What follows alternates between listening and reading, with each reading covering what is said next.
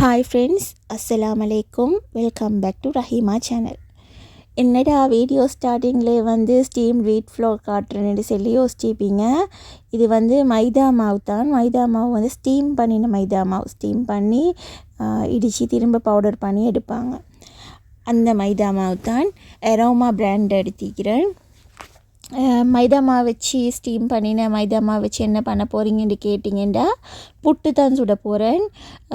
நிறைய பேர் யோசிப்பீங்க, என்னடா புட்டு சுடுறது இல்லாமல் ஒரு ரெசிபியா அப்படின்ட்டு. இது கூட தெரியாதவங்க நிறைய பேர் இருக்கிறாங்க. என்னை கமெண்ட்ஸ் பண்ணுறாங்க. நியூ மேரீட் ஆட்கள் இருப்பாங்க தான், நியூலி மேரீட் ஆட்கள், அந்த மாதிரி புதுசாக தனியாக வீடு எடுத்து போனவங்க, அப்படி நிறைய பேர் இருப்பாங்க. அப்படி ஆட்களுக்கு நான் போடுற ஒவ்வொரு ரெசிபியுமே வேல்யூபிளாக இருக்கு. அப்போ என்ட மற்ற சப்ஸ்கிரைபர்ஸ், புட்டு சுட தெரிஞ்ச சப்ஸ்கிரைபர்ஸ் கோவப்படாமல் வீடியோ ஸ்கிப் பண்ணுங்கள். புட்டு சுட தெரியாதவங்க மட்டும் வீடியோ கண்டினியூ பண்ணுங்கள். வீடியோ பார்த்துருப்பீங்க. நான் 1 கிலோ மாவு எடுத்திருந்தேன். அதுக்கு உப்பு நான் ஒரு 1.5 கரண்டி மாதிரி சேர்த்திக்கிறேன். 1.5 கரண்டி உப்பு. அதுக்கு பிறகு பார்த்திங்கன்னா நல்லா சுடு தண்ணி, நல்லா அடுப்பில் வச்சு நல்லா கொதிக்க சுடு தண்ணி தான் இந்த அவிச்ச மாவு செய்ய போல் அவிச்ச மாவு புட்டு சுட போல் சேர்த்துக்கொள்ளுவாங்க. அப்போ சுட சுட தண்ணி ஊற்றி எங்களோட கையால் பெதற இயலாது தானே. புட்டை அந்த பதத்துக்கு எடுக்கிறத புட்டு பெதறி என்று சொல்லுவோம் நாங்கள் ஸ்ரீலங்கன்ஸ். அந்த புட்டை பெதறது கையால் செய்ய இயலா, ஏன்னா சூடாயிருக்கும். அதனால நீங்கள் ஆரம்பத்தில் என்ன செய்யணுமெண்டா, தண்ணியை கொஞ்சம் கொஞ்சமாக ஊற்றி அதை நீங்கள் என்ன செய்யணும், இந்த அளவுக்கு கொஞ்சம் உங்களுக்கு பார்க்க போல் விளங்கும். அந்த மாவு பவுடராக இல்லாமல் ஒரு கன்சிஸ்டன்சிக்கு வர அளவுக்கு செஞ்சு கொண்டு பெதறி கொண்டு, பச்சை தண்ணியும் கொஞ்சம் நான் உங்களுக்கு காட்டியிருப்பேன். டேப்லேயே பிடிச்ச தண்ணி, அந்த தண்ணியை தான் நான் கொஞ்சம் கொஞ்சமாக ஊற்றி திரும்ப என்னை கையால் இப்படி கொஞ்சம் சூடு இறங்க வச்சுட்டு என்னை கையால் பெதறுறேன்.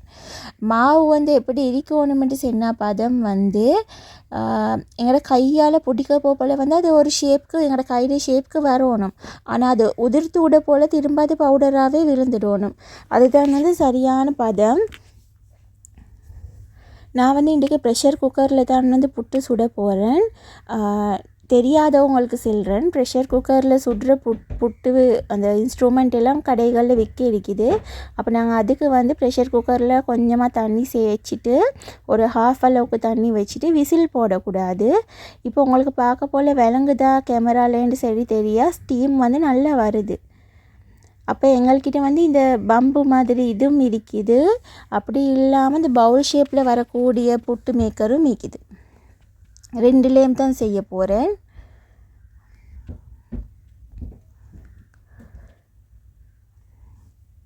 பார்த்திங்கன்னா புட்டு மாவை இந்த பம்பில் நான் ஃபஸ்ட்டுக்கு அந்த ஒரு அச்சி மாதிரி ஒன்று இருக்கும் ஓட்டை வச்சது, அதை உள்ளுக்கு போட்டுட்டு அதுக்கு பிறகு நாங்கள் புட்டு மாவை சேர்த்துக்கொள்ளணும். புட்டு மாவு உங்களுக்கு மாவை பார்க்க போலே விளங்கும், பவுடராக இருக்காது. பவுடராக இருக்கக்கூடாது.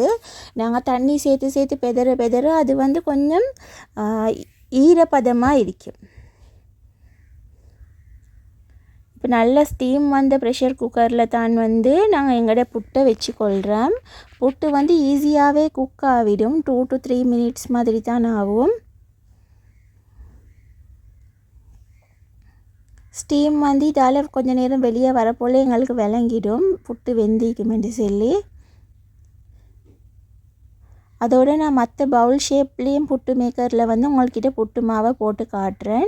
இன்றைக்கி உண்மையாக ஆக்சுவலாக செல்லணுமெண்டா அந்த புட்டு ரெசிபி ஷேர் பண்ணுறேன். இதுக்கேண்டா ஸ்ரீலங்கன்ஸ் நாங்கள் புட்டு எந்த மாதிரி சாப்பிடுவோம்னா, இந்தியாவில் பார்த்துருக்கிறேன், வாழைப்பழம் வச்சு சாப்பிட்றீங்க, மேங்கோ பழுத்த மாங்காய் வச்சு சாப்பிட்றீங்க, சர்க்கரை சேர்த்து சாப்பிட்றீங்க. நார்மலாக நாங்கள் அப்படி சாப்பிட மாட்டோம். ஜெஃப்னாவில் சாப்பிடுவாங்கன்னு நினைக்கிறேன். ஏன்னா ஜெஃப்னா விலாக்ஸ் நிறைய பார்த்துக்கிறேன். அவங்களும் நீங்கள் சொல்கிற மாதிரி வாழைப்பழம் மாங்காய் அதெல்லாம் வச்சு சாப்பிட்றாங்க. நிறைய கேரளாலேயும் அந்த மாதிரி சாப்பிடுவாங்கன்னு நினைக்கிறேன், நாட்டு சர்க்கரையெல்லாம் வச்சு.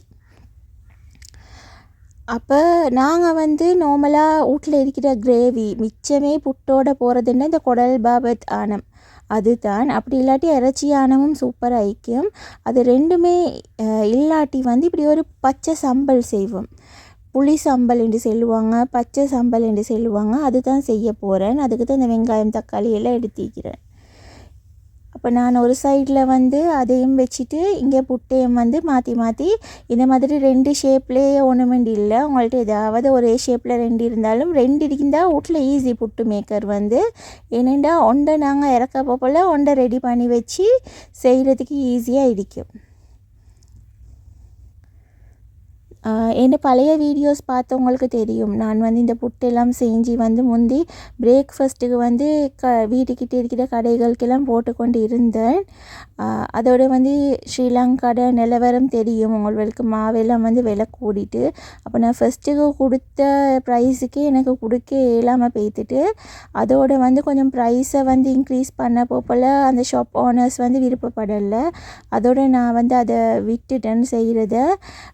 நீங்கள் வந்து வீட்டில் இருக்கிற ஹவுஸ் ஒய்ஃப்ஸ்க்கு வந்து இது ஒரு நல்ல ஒரு ஸ்மால் பிஸ்னஸாக தொடங்கிலும். பிரேக்ஃபாஸ்ட்டுக்கு நைட்டுக்கு மாதிரி இந்த மாதிரி புட்டு அதோட இந்த கட்டி சம்பல் செய்வாங்க, அது பால் எல்லாம் வச்சு கொடுக்கலும்.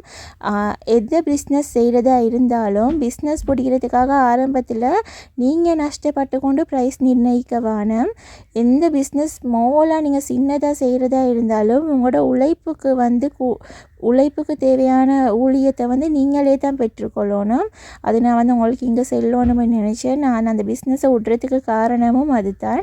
பார்த்திங்கன்னா நான் ஏற்கனவே காட்டின மாதிரி 2 வெங்காயம், 2 பச்சை கொச்சிக்காய், ஒரு தக்காளி எல்லாத்தையும் இந்த மாதிரி குட்டி குட்டியாக சாப் பண்ணி எடுத்துக்கொண்டேன். ஒரு பிளாஸ்டிக்லேயோ ஒரு கிளாஸ் பவுல்லையோ போட்டுக்கொள்வது நல்ல. அப்போ தான் வந்து எங்களுக்கு அந்த புளியெல்லாம் சேர்க்க போல் சில்வரில் செய்யக்கூடாது, மெட்டலில் செய்யக்கூடாதுன்னு சொல்லுவாங்க தானே. அதனால தான் இந்த புட்டு பம்பு இருக்குதானே, இது பார்த்திங்கன்னா எங்களுக்கு மற்ற நார்மலான புட்டு பம்பில் மாதிரி பின்னால் ஒரு ஸ்டிக் வச்சு தள்ளி அப்படியெல்லாம் இந்த புட்டை வெளியே எடுக்க இயலாது. ஏன்டா இது ப்ரெஷர் குக்கரில் வைக்கிறதுக்குண்டே செஞ்ச பேம்புன்றதால பின்பக்கம் வந்து சின்ன ஒரு ஓட்டை தான் இருக்கும். அப்போ நாங்கள் இந்த மாதிரி தட்டி தான் இந்த புட்டை இறக்க இயலும். ஃபஸ்ட்டுக்கு நானுமே 2-3 புட்டு வந்து என்னை உடஞ்சி தான் வந்துச்சு. நான் வீடியோக்கு அழகாக காட்டணுமென்றதுக்காக திரும்ப ட்ரை பண்ணி தான் இது சரியாக வந்துச்சு. அப்போ பார்த்திங்கன்னா நான் ஒரு புளி வந்து ஒரு நெல்லிக்காய் சைஸ் புளியை வந்து நல்லா கரைச்சி கொள்கிறேன். நல்லா திக்காக கொஞ்சமாக தண்ணி சேர்த்து நல்லா திக்காக கரைச்சி எடுங்க. இப்போ நாங்கள் அதை கட் பண்ணி அந்த பவுலில் போட்டு வச்சோம் தானே அந்த வெங்காயம் தக்காளி எல்லாம், அதில் வந்து தேவையான அளவு உப்பு சேர்த்துக்கொள்கிறேன். அதோட பெப்பர் பார்த்திங்கன்னா ஒரு 1/4 டீஸ்பூன் மாதிரி சேர்த்துக்கொள்கிறேன். அதோட வந்து சில்லி பவுடர் அதோட 1/2 டீஸ்பூன் சேர்த்திக்கிறேன். எங்களோட ஸ்பைஸ் லெவலை பொறுத்து தான். உங்களுக்கு இதை விட குறைவாக சேர்க்கணுமெண்டா சேருங்க, கூடையாக சேர்க்கணுமெண்டாலும் சேருங்க. அப்போ நாங்கள் நல்லா திக்காக தான் இந்த புளியை உங்களுக்கு பார்க்க போல் விளங்கும். நல்லா புளியை திக்காக கரைச்சிட்டு அந்த புளியையும் இதில் சேர்த்து எங்களோட கையால் நல்லா பிசைஞ்சு விடணும். இதுக்கு தான் வந்து நாங்கள் கிளம்புல புளி சம்பல் ஏண்டுவோம், பச்சை சம்பல் ஏண்டுவோம். இப்படி ஒரு சம்பல் ஒன்று பிணைஞ்சி எடுத்தால் பானோட சாப்பிட்றதுக்கு சூப்பராக இருக்கும். பானோட சாப்பிடையிலும் புட்டோட சாப்பிடையிலும் நாங்கள் வந்து எனக்கு வந்து மோஸ்ட்லி வந்து புட்டோட வந்து இந்த பச்சை சம்பல் சாப்பிட்றதுக்கு நல்ல விருப்பம். நீங்கள் ட்ரை பண்ணி இல்லாட்டி ஒன்ஸ் வந்து ட்ரை பண்ணி பாருங்கள் டேஸ்ட் எப்படி இருக்குதுன்னு சொல்லி. பார்த்திங்கன்னா புட்டு எல்லாம் வந்து நாங்கள் சுட்டுட்டோம். பார்க்க போலே உங்களுக்கு விளங்கும். இப்போ இது புட்டு ரெசிபி செஞ்சு வீட்டில் வந்து 2-3 வீக்ஸ் ஆகுது. இப்போ இந்த வீடியோ எடிட் பண்ண போல் வந்து எனக்கு திரும்பவுமே இது செஞ்சு சாப்பிடணுமேட்டு தோன்றுது. அந்த அளவுக்கு வந்து அது டேஸ்ட் தெரிஞ்சவங்களுக்கு தெரியும். மோஸ்ட்லி வந்து புட்டு சாப்பிட்றதுக்கு தேங்காய் பால் நல்லா திக்கான தேங்காய் பாலாக நல்லா புழிஞ்சி அதில் கொஞ்சம் உப்பு சேர்த்து கரைச்சி வச்சுக்கொள்வோம். இந்தியன்ஸ் வந்து இந்த நாட்டு சர்க்கரை சேர்த்து புட்டு சாப்பிடுவீங்க தானே. நாங்கள் புட்டு எப்படி சாப்பிடுவோம்னு சொன்னால் இந்த பாலில் வந்து புட்டில் ஊற்றி கொஞ்சமாக சீனி சேர்த்து, சீனியில் சுகர் நீங்கள் சேர்க்குற நாட்டு சர்க்கரையோ இல்லாட்டி ஒயிட் சுகரோ, நாங்கள் நார்மலி ஒயிட் சுகர் தான் சேர்ப்போம். சேர்த்து பிசைஞ்சு சாப்பிட போல் இன்னும் டேஸ்ட்டாக இருக்கும். அப்போ எங்களோட மகதிக்கு பார்த்திங்கன்னா என்ன பால் என்ன சம்பல் என்ன செஞ்சாலும் அவர் சாப்பிட மாட்டார். அவருக்கு வந்து கிரேவி தான் வேணும், அதுவும் ரெட் கலரில் இருக்கணும். அப்போ வீட்டில் வந்து இறைச்சி யானம் இருந்துச்சு. அப்போ அதை ஊற்றி தான் அவருக்கு இந்த அளவுக்கு நல்ல கிரேவி இருக்கணும். பால் சரி சேர்க்க மாட்டார். அப்போ அவரோட ஒவ்வொருத்தரோட டேஸ்ட் வந்து ஒவ்வொரு மாதிரி இருக்கும் தானே வீட்டில். அப்போ அவருக்கு வந்து இறைச்சி யானமும் புட்டும் தான் கொடுத்தேன். நான் கொஞ்சம் சாப்பிட்டு பார்த்தேன், சூப்பர் டேஸ்ட்டாக இருந்துச்சு. ஆனாலுமே எனக்கு வந்து இந்த பச்சை சம்பலோடு சாப்பிடணும்னு எடுத்த ஆசை. அப்போ நானும் பார்த்திங்கன்னா நான் எனக்கு இப்படி தான் சர்வ் பண்ணி கொண்டேன். நானும் ஒரு புட்டு வச்சுட்டு அதுக்கு மேலே வந்து நல்லா திக்கான பால் சேர்த்துக்கொண்டேன்.